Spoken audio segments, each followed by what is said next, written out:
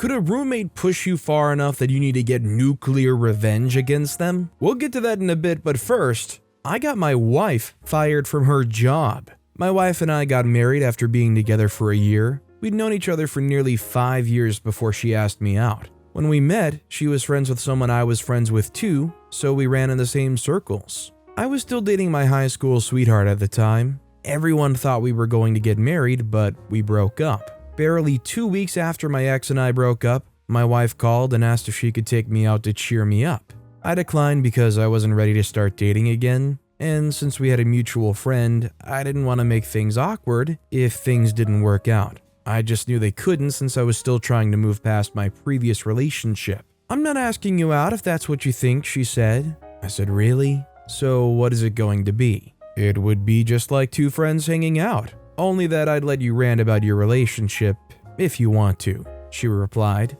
I reluctantly agreed to hang out. It wouldn't hurt, so why not? We met at a coffee shop, and as she promised, it wasn't a date. We didn't even talk about her. All we talked about was my previous relationship. As she promised, she let me rant as much as I wanted to. As we made to leave the coffee shop, I tried to apologize for talking her ears off, but she stopped me. I offered, remember? I thanked her and we both got in our cars and drove home. All through that month, we would hang out together and she would let me rant about my ex. It got better with every hangout, and we talked less about my ex and more about other stuff. We were spending too much time together and our friends all thought we were dating. I didn't exactly like her, nor did I want anything more from our relationship, but my friend encouraged me to ask her out. He was genuinely shocked when I told him that we weren't really in a romantic relationship in any capacity. I asked her out on that same day and she declined. She had another date. That annoyed me because I somehow did not expect that she would be dating someone else. Did she not like me? I wondered to myself. It felt like a challenge of sorts, trying to get her to prioritize me over the other guy she was dating. Eventually, she agreed to go out with me on a proper date. I tried to bring up my ex, but she was not having that. If what you want is a proper date with me, you can't go on and on about your ex. Her putting me in my place kind of endeared me to her. We soon started dating, and I proposed not long after. It made sense to marry her. She was smart, beautiful, homely, and had very little trouble. My dad always told me that all women were big trouble, and I only had to find the woman with the least trouble and marry her. I'm going to be honest, also proposed to my wife because I found out from stalking my ex on Facebook that my ex was getting married. I always believed somewhere in my head that we would get back together even though it had been a while since we ended our relationship. Seeing that she was getting married snapped me back to reality. I accepted what had happened and proposed to my wife just so that I could get my mind off everything and finally put my ex behind me. After I'd gotten married to my wife, I noticed that who she was as a wife was a bit different from the woman I had dated.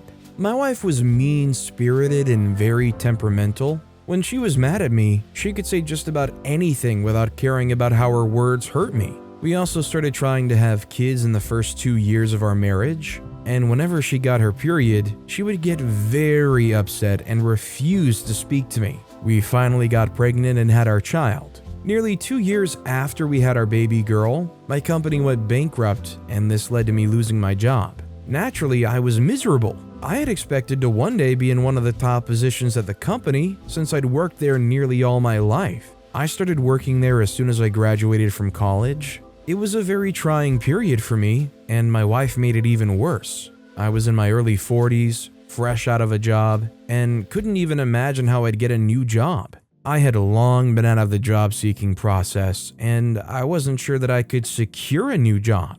As we relied on my savings and my wife's earnings, my wife got irritable each day. "You need to get out there and find a job," she would say with a scowl on her face. I wasn't ready to start looking for a new job. I was barely over the one I just lost and was trying to get myself together. But she never listened to me. Her scowl deepened with each passing day, and so did her mean remarks and taunting. My wife loved her job, but she hated that she had to be the sole provider in our family. One day, she announced that we had to let the sitter go. Our babysitter came to our home every weekday to watch and take care of our toddler daughter while my wife was at work. "Who's going to look after her then?" I asked my wife. She frowned. "Look after who?" "Your child?" I was confused and I told her that. She said, "What exactly are you confused about?" "I can no longer afford to pay the sitter. What's confusing about that?" I said, "Okay, but who's going to watch her while we're away?" My wife laughed. "We're not away. I'm away at work.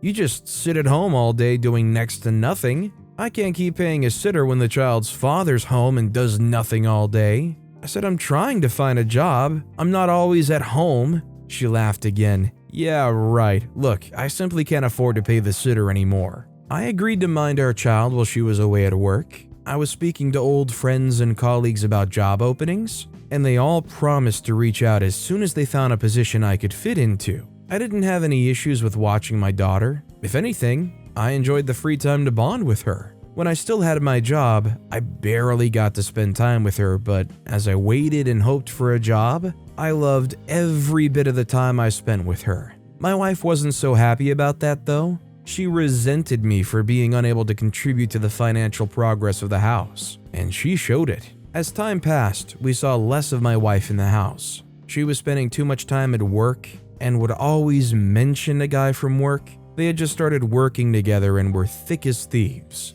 Naturally, I was jealous and worried about losing my wife, but I couldn't talk to her about it out of fear that she would somehow bring up my not having a job. Finding out that my wife was cheating was not what made me do the things I did.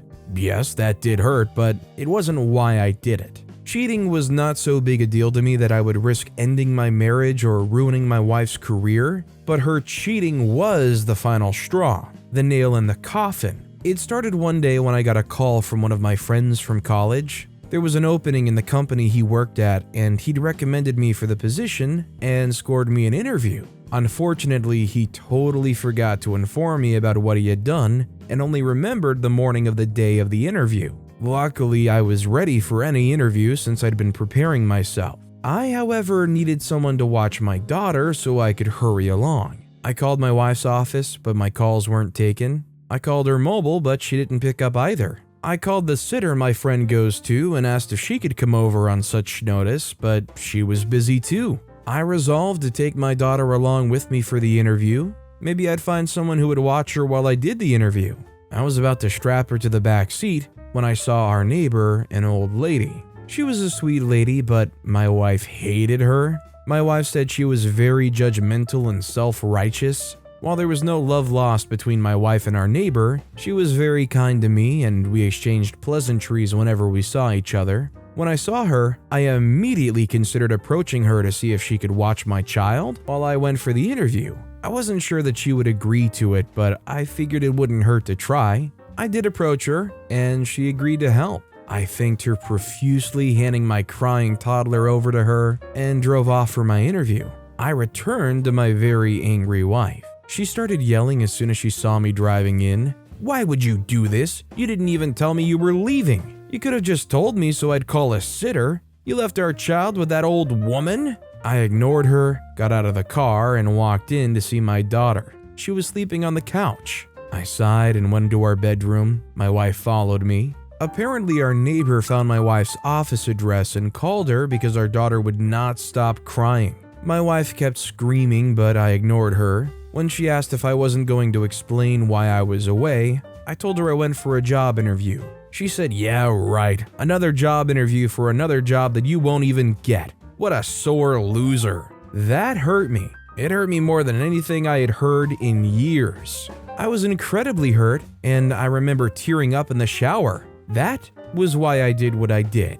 She called me a loser. Not just that, but a sore loser. I moved out of our bedroom and started sleeping in the guest bedroom. She apologized the next morning, but I could just not move past it. That same week, I was taking our daughter to the park when I saw my wife in a car with some guy. They parked on the street, and he leaned over and kissed her. I kept driving to the park, but as soon as we arrived at the park, I lost it. I cried in the car, and my daughter got upset. She cried too. We had to drive back home and sleep all day. When my wife returned, I pretended to not know what was going on. I wasn't friendly toward her though, and I kept staying in the guest bedroom. My revenge started the next day. Usually I made breakfast and we ate together before leaving for work. Even when I had a job, I would make breakfast for us. I dissolved some pills in her coffee. They were pills that would make her drowsy and hungry all through the day. I didn't want my antics to be very obvious, so I would do that thrice every week. She started to tell me that her bosses were complaining about her drowsiness and laziness at work.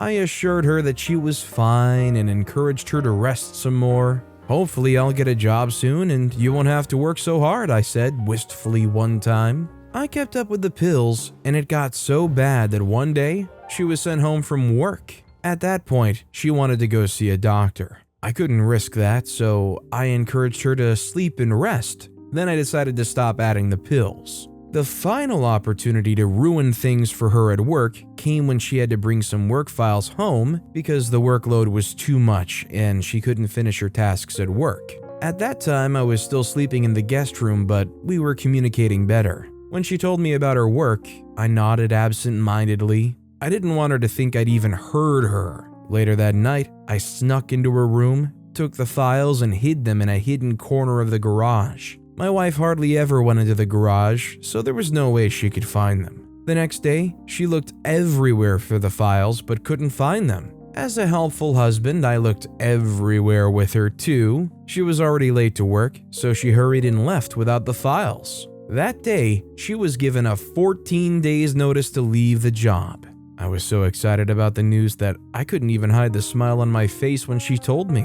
I had to step away so I wouldn't get caught. As fate would have it, I was offered a well-paying job and I took it. The roles were reversed and my wife stayed at home. I was tempted many times to be as mean to her as she was to me, but I didn't have the heart to. Months later, my wife confessed to cheating with her colleague at work and that she knew I hid those files because she found them in the garage. I admitted to doing it, and we decided to forgive each other and start over. While she completely forgave me for getting her fired from work, I still wasn't over the fact that she was having an affair. I became very insecure about her working again, so we decided that she would stay back at home and take care of the home front. She agreed to do that, but lately she's been talking about working again. I certainly cannot allow that. I will probably always wonder what or who she's doing. I would rather not put myself through that. As much as OP says that they don't want to put themselves through that, aren't they already putting themselves kind of through that by entertaining a cheater? I mean, they don't really have any assurances that she's not currently or will go right back to it given the chance. Our next story is, I got my roommate expelled because she messed with my friend. There are two things every college student agrees on. One is that college tests you in every way possible. You come in with high expectations and a plan and quickly discover that it's all just organized chaos. You're constantly struggling to stay sane, and so is everyone else. See someone suddenly have a public breakdown? You can absolutely relate to them. The second thing that college students agree on is that roommates are the only other determining factor of your sanity. The right roommate is a good support and possibly might even be a great friend. The wrong roommate can drive you insane and make you consider homicide a little. Now, you can have all sorts of roommates, and I've honestly heard a lot of complaints about bad roommates, but none of them compare even closely to Justina. When I got my admission into Seattle University, I was ecstatic. I was ready to go right in and dominate academically and socially, just as I had since junior high. The moment my parents and I opened my dorm room, Justina was there with a wide smile. She welcomed me enthusiastically, perhaps too enthusiastically. Something felt off about her right away, but I put it down to just me being paranoid about a lot. She seemed very chatty and had a lot to talk to about her experience so far in the 24 hours she'd been in school for. To be honest, I really didn't mind her being talkative. I had dealt with a lot of talkative people in high school, so it wasn't exactly new. She seemed to know a lot about, well, everything. So I let her fill me in to make settling in a lot smoother for me. That evening, she took me to a freshman party. The party was, thankfully, pretty mellow and there weren't a lot of people being wild. It was sort of a hangout for freshmen to socialize and get to make new friends. There was a decent amount of alcohol though, and after a couple of cups of punch, I was lightheaded and ready to go back to the dorm. Justina, on the other hand, seemed intent on staying behind and having me tag along with her. She had befriended a clique of girls who were giggling and gossiping quite a bit. Not exactly my kind of crowd, but I was a bit buzzed and scared I would get lost trying to find my way back on my own. I needed Justina to take me home, but she simply wouldn't budge. She was so intent on impressing the girls, she ignored me for the next hour. When she saw that her incessant talking wasn't really doing much for her, she started asking me some quite personal questions, perhaps hoping that in my buzzed state, I would answer all of her questions. Noticing what she was trying to do, embarrass me in front of her friends, I got upset and decided to leave her at the party and find my way home. While I was trying to figure out which building was our residence hall, I, as you would probably expect, got hopelessly lost. Even worse, I realized that my phone was missing. Now I couldn't find my way back to my dorm and I couldn't even call for help. I sat down on one of the public benches and was about to start crying when I heard a male voice ask if I was okay. Obviously, I was a bit scared and cautious. I had no idea where I was and there was a stranger here talking to me. I thought of 100 different ways this could go wrong. The guy seemed to sense my fear and told me he meant no harm. He told me his name was Denzel and he was on his way to a party when he saw me and he was wondering if I was okay. I figured the party he was on his way to was the one I had just left. I told him that if the party he was headed to was the one I was thinking of, he was about 3 hours late to the party. He laughed and said he wasn't actually attending the party, he just wanted to go pick up his friend who went alone and called him to get him home. He asked where I was headed, but I couldn't even remember the name of my residence hall, but he said he would help me regardless. He walked me back to the party, the entire time talking to me and showing me landmarks to help me get around campus. At the party, Justina still didn't seem ready to leave, but she told me the name of our hall, so I told Denzel and he told me he'd lead me there. He and I carried his friend, who was absolutely hammered, back to his dorm. Then he walked me back to mine. The entire time we chatted and joked. Denzel was a sophomore studying economics, and he'd experienced quite a few interesting things, so he was full of stories. When I got to my dorm, I thanked him and asked for his number. I'd made a new friend. Over the next few weeks, Denzel and I grew really close. We talked every day and hung out a lot, but we weren't really romantically interested in each other, and that was fine. He was one of the most accommodating people I had ever met, and I felt I could trust him with just about anything. A few people, including Justina, who simply had not apologized for not only abandoning me, but trying to embarrass me to seem cool, assumed that we were dating, and I had to iterate many times that we were just friends. I continued to focus on my goals of excelling academically, so I really didn't have time for much. I was rarely ever in the dorm, but that didn't mean that Justina still didn't find ways to annoy me. For one, Justina had no understanding of personal space and would regularly disturb me while I was trying to study or sleep.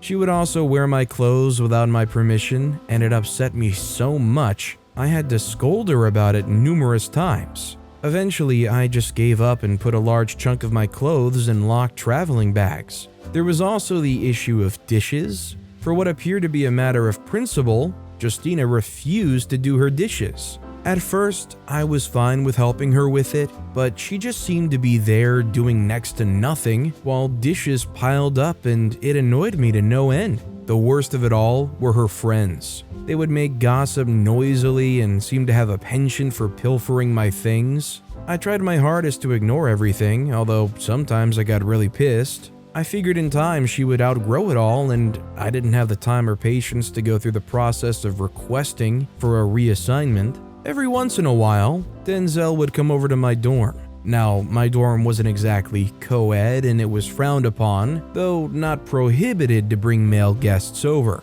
To be honest, no one really batted an eye or cared. Justina didn't seem to have a problem with it at first, unrelentingly and obviously flirting with Denzel whenever he was around. When she realized that he wasn't really into her and barely gave her the attention she craved, her jealousy started to show. At first, it started with complaints about how Denzel wasn't supposed to be in our dorm and how we could get in trouble for it. Seeing the signs, I told her it really wasn't an issue, and if she thought it was, she could talk to the residence admin, basically calling her bluff. That seemed to work, and she stopped talking about getting me in trouble, but then she started complaining that she had observed that some of her things were suddenly missing. making sure to complain about her missing items just after Denzel leaves. It doesn't take a genius to figure out what she was implying, and again, I was intent to shut it down and shut it down quickly. Before I confronted her about it, I decided to talk to Denzel about it. He was obviously shocked about it and decided that instead of making an issue about it, I just let it slide and he would avoid coming over. It was really annoying and I tried to change his mind, but Denzel was quite adamant about it, and so he stopped coming over. We still hung out quite a bit, which was fine with me. One day, I forgot one of my textbooks over at Denzel's dorm. I had a test on that subject the next day, so he was worried that I wouldn't have my material to read with. He called me several times, but when I didn't pick up, he decided he'd just bring the book over anyway. What he didn't know was that I wasn't in my dorm. I was at the library studying. I had noticed that my textbook was missing, but since the library had the same textbook, I decided to just use that and go back to pick my textbook up later. I didn't pick up Denzel's calls because I didn't see them. When I'm in the library, I put my phone on silent and the screen down so I don't get distracted by notifications and calls. So when Denzel rushed over to my dorm to give me my textbook, he met Justina there and dropped it on my bed. He then texted me to say that he dropped off my book.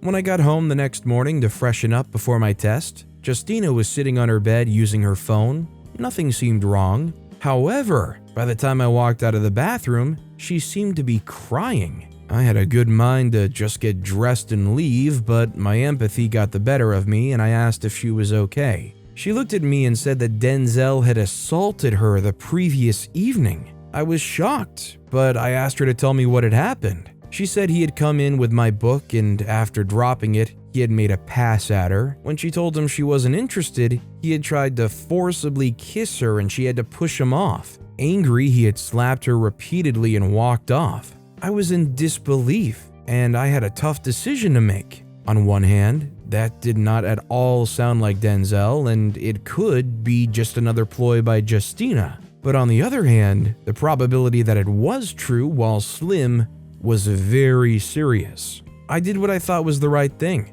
I told her to inform the school authorities and the police. When I got back from my test, I'd come to see her and we would talk more. The entire test, my mind was not at ease and I kept thinking about just how serious Justina's accusation against Denzel was. When I got back to the dorm, she told me she had waited for me to get back so we could report together. I told her to wait a second and went outside. If I was going to help lodge a complaint against one of my closest friends, I could at least confront him about it first. When Denzel picked up my call, he greeted me in his typical goofy manner. I asked him what he did the previous evening when he came to my place. To spook him into confessing, I told him I knew what he did. A bit confused, he answered, "Okay, you're welcome then?" When I asked what he was on about, he said he thought I was calling to thank him for dropping my textbook over. But he wasn't sure what the call was about anymore. At this point, I straight up asked him if he assaulted my roommate. He screamed no. He explained that he'd been in and out in minutes and had dropped my book off, and only that. The only thing he had done to Justina was greet her. Confused, I hung up and headed to my room. I was at the door when I heard Justina say, "That serves him right. He thought he could get away with ignoring me, huh? Well, now he'll be in a lot of trouble." When I walked in, I saw that she was on a call with someone. She must have seen the look of rage on my face because she quickly hung up and looked at me sheepishly. "You lied," I said. She didn't respond, but instead shrugged like, "Oh well." I was so furious, I almost got her. I met Denzel on my way to his dorm. He was rushing over to see me after my call. I told him everything, and he suggested I find someone else to stay with till the end of the session. I told him I was going to deal with it and didn't explain further. If Justina thought she was going to get away with messing with my friend, she was delusional. Now, it's not exactly hard to get drugs on campus, so I bought some. Nothing major, just weed and a few mushrooms. I was very careful not to get caught with them. I then planted them in her things and went to report that my roommate was using, and it scared me. Now, in Seattle, it was illegal to use marijuana when you're below the age of 21, which Justina was. Also, our school strongly frowned upon drug use. and so the case was taken up very seriously. After a brief police search, Justina was taken into custody. To make things even worse, she had to face the school's disciplinary committee. Justina was expelled and also served a 60-day sentence. I know she knows I was responsible, but perhaps she was scared of getting into more trouble by admitting to the police that she had planned to falsely accuse Denzel of assault. So she shut up. Perhaps in the future she'd be more careful of who she messes with, and I have no regrets doing what I did. Denzel definitely knows I did it, and I think he's a little uncomfortable about it, but he hasn't really talked about it with me yet. I've been assigned a new roommate now, and she's quite sweet. And now Denzel can come visit me at my dorm once again. I'd like to propose an alternative theory where Justina apparently likes to party. Maybe she's already a regular user of these kinds of things. Maybe she gaslit herself into thinking, did I buy that at some point and stash it in my room? What else does she have to lose? You can't get in trouble for saying that you were meaning to falsely accuse somebody. But with that being said, that's all the time we have for today. Now, if you want to hear another absolutely crazy revenge story, check out that video on the left. Or if you missed my latest video, check out that video on the right. That said, I'll see you all next time with some more stories.